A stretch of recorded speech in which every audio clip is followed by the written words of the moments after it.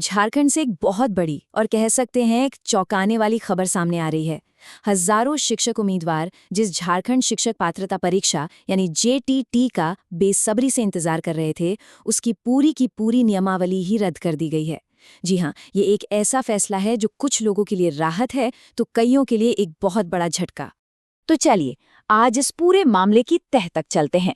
हम समझेंगे कि ये बड़ा फैसला आखिर है क्या, सरकार को ये कदम क्यों उठाना पड़ा, इसका उन उम्मीदवारों पर क्या असर पड़ेगा जो तैयारी कर रहे थे, और सबसे जरूरी, अब आगे क्या होने वाला है।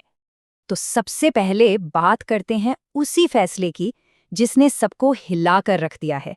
आखिर हुआ क्या है? देखिए, खबर ये है कि मुख्यमंत्री के कैबिनेट बैठक में ये फैसला लिया गया कि मौजूदा जेटीईटी नियमावली को पूरी तरह से रद्द कर दिया जाए। आसान शब्दों में कहें तो जिन नियमों के आधार पर ये परीक्षा होनी थी, वो नियम अब हैं ही नहीं, वो खत्म हो चुके हैं। इसकी ऑफिशियल घोषणा भी बहुत जल्द होने की उम्मीद है। लेकिन सवाल तो यही उठता है कि इतना बड़ा फैसला आखिर सरकार को लेना ही क्यों पड़ा? ऐसी क्या नौबत आ गई कि पूरी नियमावली ही रद्द करनी पड़ गई? तो देखिए, इस फैसले के पीछे की जो कहानी है वो जुड़ी है लगातार हो रहे विरोध प्रदर्शनों से।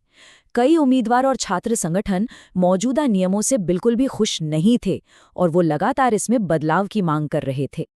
और ये जो विरोध था ना, इसकी सबसे बड़ी वजह थी भाषा का विवाद। हुआ ये था कि इस नियमावली से भोजपुरी, अंगिका और मगही जैसी बड़ी क्षेत्रीय भाषाओं को बाहर कर दिया गया था, और जाहिर है इसी वजह से इन भाषाओं से जुड़े उम्मीदवार लगातार इसका पुरजोर विरोध कर रहे थे।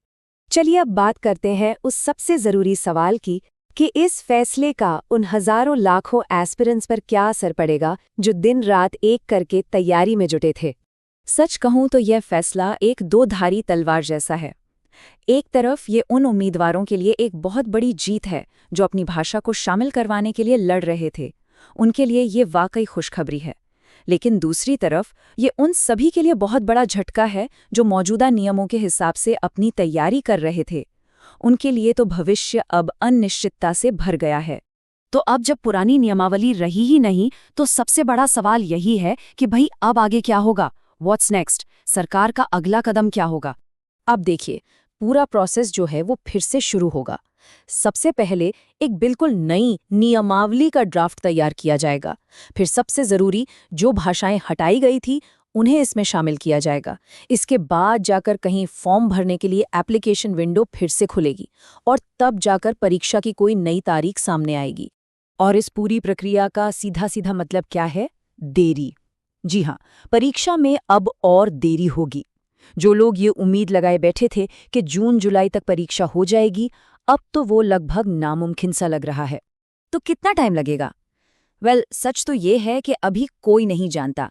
जैसा कि एक पक्ष का भी कहना है कि इसमें कितना टाइम लगेगा ये तो सरकार जानती है, लेकिन एक छोटी सी उम्मीद की किरण भी है। सरकार पर कोर्ट का प्रेशर है कि इस प्रक्रिया को जल्द से जल्द पूरा किया जाए, तो उम्मीद कर सकते हैं कि ये बहुत ज्यादा लंबा नहीं खींचेगा।